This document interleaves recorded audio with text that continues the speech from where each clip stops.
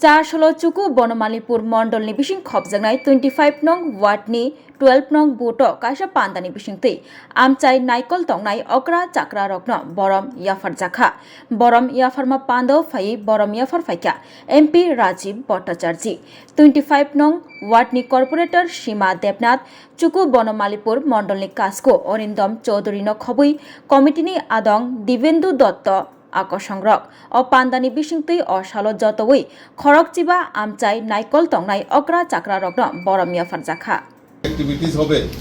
পার্টির প্রোগ্রাম হবে আর সেটাতে একটা আকর্ষণ যত বড় প্রোগ্রামই থাক না কেন এখানে একটা আকর্ষণ অন্যরকম থাকে তার মধ্যে সীমা দেবনাথ আমাকে নিমন্ত্রণ করেছে আমাকে দিব্যেন্দু দা নিমন্ত্রণ করেছে যে না আপনাকে অবশ্যই এখানে আসতে হবে এসে খুব ভালো লাগছে আমার অনেক সিনিয়র পার্সনরা এখানে উপস্থিত আছে তো আপনাদের সান্নিধ্য পেয়েছি এটা আমার জন্য একটা বড় আশীর্বাদ তো আপনাদেরকে অনেক অনেক শুভেচ্ছা আপনাদের আশীর্বাদ আমি কামনা করি আমি যেন আপনাদের সেবা আরো বেশি করে করতে পারি আমি বক্তব্য রাখবো না দুইটা কথা বলে আমার বক্তব্য বিরাম করব একটা হলো ডেভেলপমেন্ট বিকাশ আপনার হবেই এটা কেউ রুখতে পারবে কারণ আমাদের দেশের যশস্বী প্রধানমন্ত্রীর নেতৃত্বে 2014 সাল থেকে যে কর্মযজ্ঞ শুরু হয়েছে স্বাধীনোত্তর ভারতে এই উত্তর পূর্বাঞ্চলে আমরা প্রায় সময় দেখেছি উত্তর পূর্বাঞ্চলকে পিছিয়ে দাও উত্তর পূর্বাঞ্চলকে ডিসকন্টিনিউ করে দাও ভারতবর্ষের সংযোগ থেকে এই প্রয়াস হয়েছে